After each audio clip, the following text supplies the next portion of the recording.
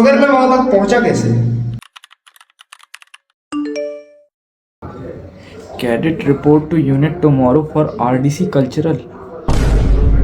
पता नहीं था कल्चर में क्या होता है क्या नहीं होता है, बट फिर भी मैं गया क्योंकि उस मैसेज में एक स्पेशल वर्ड लिखा हुआ था। एंड जब मैं वहाँ पर पहुँचा तो कोई डांस करके, तो कोई सिंगिंग के थ्रू, तो कोई इंस्ट्रूमेंट के थ्रू अपना अपना सिलेक्शन दे रहा था। एंड यस, कल्चर में ये तीन ही चीज़ होती है जिसमें आपको सिलेक्शन पाने के लिए या तो डांस आना चाहिए, या सिंगिंग, या कोई इंस्ट्रूमेंट, या फिर कोई दो चीज़ है, या फिर तीनों ही चीज़। बाकी अपने सिलेक्शन के लिए मुझे जो रैप सॉन्ग आता था मैंने वो सुनाया।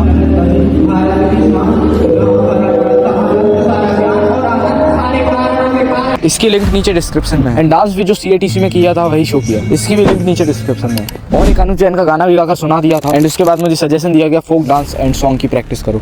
और इसके बाद मैं निकल लेता हूँ अपनी TSC की जर्नी के लिए, जो कि 3 महीनों तक चलती है। और इस जर्नी की लिंक आप लोगों को नीचे डिस्क्रिप्शन में मिल जाएगी। और यहाँ से मैं लौट कर आता हूँ सितंबर में। एंड एक दिन यूनिट जाता हूँ तो एक मैम मिलती है जो मुझसे कहती है कल्चरल में तुम्हारा नाम ऐड है, तुम प्रैक्टिस में क्यों नहीं आते? एंड देन ऐसे कि मैं कल से ज्वाइन करूँ। एंड बस फिर मैं प्रैक्टिस को ज्वाइन करता हूँ। एंड हमारा होता है इंटर बटालियन कॉम्पिटिशन कैंप, जहाँ से कल्चरल में 35 कैडेट्स जाते हैं इंटर ग्रुप कॉम्पिटिशन सेकेंड पर। एंड हम कल्चरल वालों के कॉम्पिटिशन के लिए एक यूनिवर्सिटी के ऑडिटोरियम पर ले जाया जाता है, जहाँ पर हर ग्रुप वाले अपने ग्रुप को फर्स्ट लाने के लिए करते हैं मेहनत। एंड यस गाइस, यहाँ पर ऑल 6 ग्रुप कॉम्पिटिट करते हैं एक दूसरे से इन 3 इवेंट्स पर। जब एक ग्रुप वाइज कॉम्पिटिशन के बाद हम कल्चरल वालों का होता है अगले दिन सोलो सिलेक्शन, जिसमें कोरियोग्राफर के द्वारा कुछ स्टेप्स सिखाए जाते हैं जिन्हें सडनली सीखकर आप लोगों को परफॉर्म करना होता है स्टेज पर, जो कि 5-5, 6-6 लोगों के ग्रुप पर होता है। एंड जो अच्छा परफॉर्म करता है वो हो जाता है सेलेक्ट। इसी तरह इंस्ट्रूमेंट वालों का भी कॉम्पिटिशन एंड सिलेक्शन होता है। एंड सिंगिंग वालों का ऑल ग्रुप्स मिला के 250 में से 56 लोग सेलेक्ट हुए थे। एंड कैंप के एंड होते तक इसमें भी थोड़ी सी शॉर्ट लिस्टिंग करना। तो जब तक जितने लोग सेलेक्ट हुए थे उतने लोगों की होती है कुछ नए स्टेप्स की प्रैक्टिस। एंड यस, इस चीज के लिए हमें बाकी के बचे हुए कुछ और दिनों पर हर रोज प्रैक्टिस के लिए जाना पड़ता है। और दोस्तों, यहाँ इस कैंप के एंड होते होते तक जो शॉर्ट लिस्टिंग होनी थी उसके लिए भी हम लोगों का कुछ सिलेक्शन टाइप का होता है। और कुछ लोगों को हटाकर जो ये शॉर्ट लिस्ट आनी है वो पता लगता है कि जब आप लोग कैंप से घर पहुंच जाओगे उसके बाद पता लगेगा।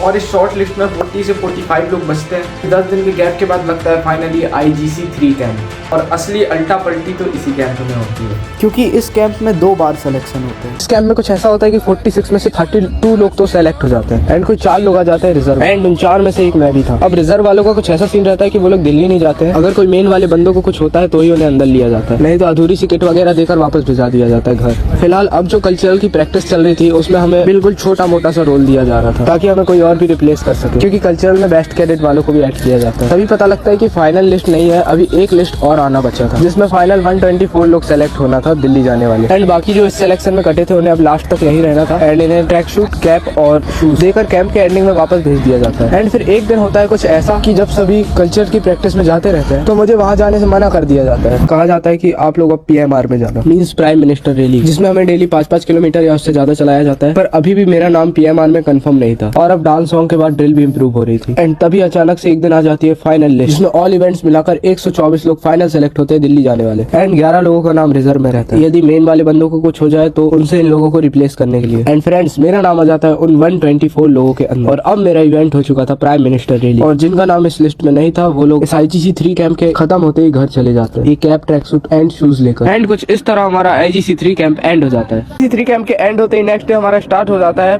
RDC pre launch camp. इसमें सभी सेलेक्टेड एंड रिजर्व कैडेट्स रहते हैं। इसे हम लोग अधूरी सी किट वगैरह लेकर जाते हैं अपना रूम वगैरह का सेटअप करने। एंड इसके बाद फिर हमें लगती है चिकन बॉक्स की वैक्सीन। एंड फ्रेंड्स, जो मैंने अब तक पिछले कैंपों में नहीं देखा था वो सभी नई नई चीजें इस कैंप में देखने को मिलती है। और प्री लॉन्च कैंप के स्टार्ट होते ही हमें डेली सुबह 4 बजे उठाना स्टार्ट कर देते हैं, क्योंकि बोलते हैं अब दिल्ली जाके भी 4 बजे सुबह उठना है। ऐसे मित्रों, 3-4 दिन PMR में ड्रिल की प्रैक्टिस करने के बाद मुझे कर दिया जाता है फिर से किसी और इवेंट में से। एंड PMR तो था ही, बट उसके साथ साथ फ्लैग एरिया भी कर दिया गया, जिसमें आर्टिस्ट वाला काम करना पड़ता है। मतलब कुछ इस तरह के बनते हैं फ्लैग एरिया। बट यहाँ जाते से ही हमसे मार्बल चिप्स धुलवाने लग जाते हैं। और यहाँ पर ही मुझे शिप मॉडलिंग वाले भी मिलते हैं, शिप को बनाते हुए, जो कि दिल्ली में होना था। एंड साथ ही वहाँ पर एरो मॉडलिंग भी होती है। वैसे यहाँ पर आर्टिस्ट गिरी करने का भी मौका मिलता है, पर उसके साथ साथ मार्बल चिप्स वगैरह को थोड़ा साफ करना, इधर उधर करना, ये सब चीजें भी करना पड़ता है। और ये जो किटिंग के सामान है ये थोड़े थोड़े कर हमको दिए जाते हैं। पहले कैंप में किटिंग के साथ साथ सभी लोगों की प्रैक्टिस भी चल रही है। एंड लिटरली गाइस, हम लोगों को बहुत ज्यादा बिजी रखा जाता है। इस प्री RDC लॉन्च कैंप में बड़े बड़े बाल छोटे हो जाते हैं। एंड हेयर कट कराने के बाद हमारा फेशियल भी होता है, जिसमें सभी लोग भूत बनकर घूमते हैं एंड इसके बाद थोड़ा सा अच्छा फील होने लगता है। एंड दोस्तों यहाँ पर एक बड़ा सा ट्रक भी आता है जिसपे सभी लोग अपने रक्सैक, बैग, बाल्टियां वगैरह रख देते हैं एंड ये सामान इससे ही दिल्ली पहुंच जाएगा। फाइनली आ जाता है वो दिन जिस दिन हम लोगों को दिल्ली के लिए निकलना था। एंड इस दिन से मैं स्टार्ट करता हूँ अपने आरडीसी जर्नी का पहला लॉन्ग व्लॉग बनाना, जिसे आप लोग मेरे यूट्यूब चैनल में देखना। By the way guys, evening के टाइम में सभी कैडेट्स की एडीजी सर के साथ होती है टी पार्टी, जिसके बाद हम सब बैठते हैं बस पर और एडीजी सर के ग्रीन फ्लैग शो करने के बाद हम सब निकल पड़ते हैं दिल्ली के लिए।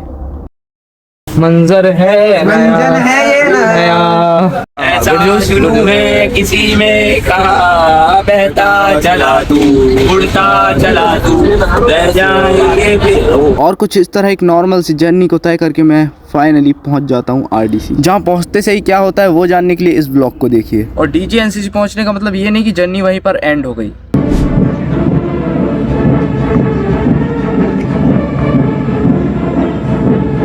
बल्कि यहाँ से तो एक नई जर्नी की शुरुआत हुई थी। और इस जर्नी के बारे में डिटेल में जानने के लिए जाके मेरे आरडीसी के मिनी व्लॉग्स देखो, और शॉर्ट में तो मैं यहाँ पर बता ही रहा हूँ। और अब आरडीसी एक वो कैंप है जहाँ पर हर एक कैडेट अपने अपने डायरेक्टरेट मतलब कि अपने अपने स्टेट्स को रिप्रेजेंट करता है। यहाँ पहुँचकर अब कुछ बेकार हरकतें करते पाए जाने पर ना सिर्फ आपकी बेइज्जती होगी बल्कि पूरे डायरेक्टरेट की बेइज्जती होगी, क्योंकि दूसरे लोग तो देखकर बस यही बोलते हैं ये तो उस डायरेक्टरेट का बंदा है। एंड यहाँ आने का पर्पस ये नहीं कि नेशनल लेवल परेड करना है, बल्कि सभी का पर्पस ये रहता है कि हमारे डायरेक्टरेट की रैंकिंग हाई आए। एंड यहाँ पर कर्तव्य पथ और गार्ड ऑफ ऑनर वालों का फिर से सिलेक्शन होता है, क्योंकि इसका ऑल ओवर इंडिया का एक एक कंटीजेंट बनता है। जबकि बात की जाए पीएम रैली की तो इसका हर डायरेक्टरेट का अलग अलग कंटीजेंट रहता है। एंड गार्ड ऑफ ऑनर और कर्तव्य पथ से कटे वाले लोग को भी फिर वहाँ पर जाकर पीएमआर में डाल दिया जाता है।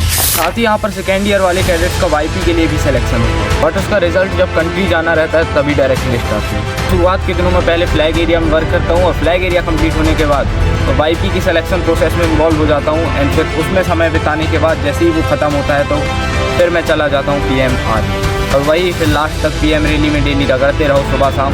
एंड पीएम रैली भी वहाँ जाके दो भागों में डिवाइड हो जाती है, एक होता है कंटीजेंट और एक होता है जोनल। जोनल में basically central zone, north zone, south zone, east zone, west zone and girls contingent आते हैं। एंड भी वाले भी रहते हैं, मतलब कि हॉर्स राइडिंग वाले, वो भी उनका भी एक जोन चलता है। एंड 22 कंट्रीज के कैडेट्स भी रहते हैं। और बात की जाए कंटीजेंट की तो पूरे 17 डायरेक्टरेट का पीएम रैली का अलग अलग कंटीजेंट रहता है।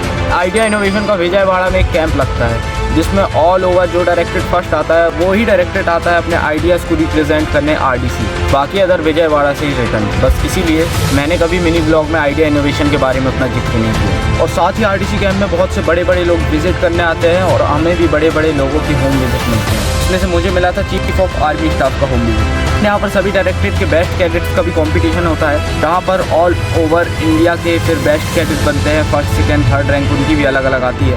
जिन्हें पीएम के हाथों अवार्ड मिलता है वो only all India best cadet first रहते हैं। जिसके बाद यहाँ पर फाइनली आता है 26 जनवरी पर केपी मतलब कर्तव्य पथ वाले राजपथ में चलते हैं। एंड फिर उसके बाद आता है 28 जनवरी जिसमें गार्ड ऑफ ऑनर वाले सभी चीफ वगैरह, पीएम वगैरह करियप्पा ग्राउंड में आते हैं तो गार्ड ऑफ ऑनर वाले उन्हें सलामी देते हैं। एंड 28 जनवरी को ही पीएम रैली होती है जिसमें से मैं था सेंट्रल जोन में। ऐसे माहौल में जब हज़ारों लोग आपको सामने और लाखों लोग आपको टीवी के थ्रू देख रहे हों, ऐसे माहौल में पीएम के सामने मार्च करने में, करियप्पा ग्राउंड में मार्च करने में और एक परेड ग्राउंड में मार्च करने में, उस दिन थोड़ी सी देर के लिए जो फील आया था ना, आया हाय हाय हाय, वो फील दिल को सुकून देने वाला था। ड्रम की बीट्स के साथ वहाँ पर मार्च करने में जो वाइब आती है ना, वो एकदम नेक्स्ट लेवल थी।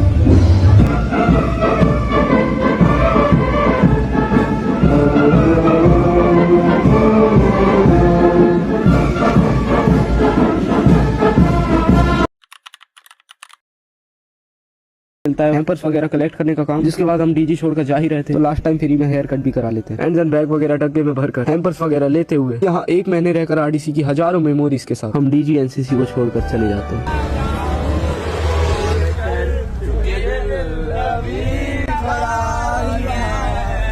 और इसका मतलब ये नहीं कि जर्नी यहाँ पर एंड हुई, क्योंकि दिल्ली से भोपाल आकर हमारे डायरेक्टरेट वालों का एक डी किटिंग कैंप भी लगता है, जहाँ हमारी गवर्नर से मुलाकात होती है, सीएम से मुलाकात होती है और भोपाल दर्शन भी कराया जाता है, जिसके ब्लॉग्स मेरे चैनल पर है। एंड हमें यहाँ पर सभी सर्टिफिकेट, मेडल्स वगैरह भी मिलते हैं। और कैंप के लास्ट डे होती है कल्चरल नाइट। एंड यहाँ जर्नी के एंडिंग में मैं वही सॉन्ग गाता हूँ जिसे मैंने स्टार्टिंग में सिलेक्शन में गाया था। दोस्तों का आज साथ छूटने वाला था तो सभी एक दूसरे की टी शर्ट में ऐसा मेमोरी फॉर्म पर नेम वगैरह लिखते हैं, because we also don't know कि अब हम कब मिलेंगे। एंड जिस तरह यहाँ आते वक्त सुबह 3 बजे मैं घर से निकला था, उसी तरह यहाँ से जाते वक्त भी सुबह 3 बजे सभी दोस्तों यारों को बाय करते हुए हमारा आरडीसी कैंप पूरी तरह से एंड हो जाता है। एंड एट द एंड इस जर्नी का मोटिव ये नहीं था कि मैं वहाँ तक कैसे पहुँचा, बल्कि ये है कि आप लोग वहाँ तक कैसे पहुँच सकते हो। एंड ना सिर्फ RDC बल्कि लाइफ में हर कुछ आसान है, बस उसे पाने की शुरुआत कल से ना करके आज से ही करना शुरू कीजिए।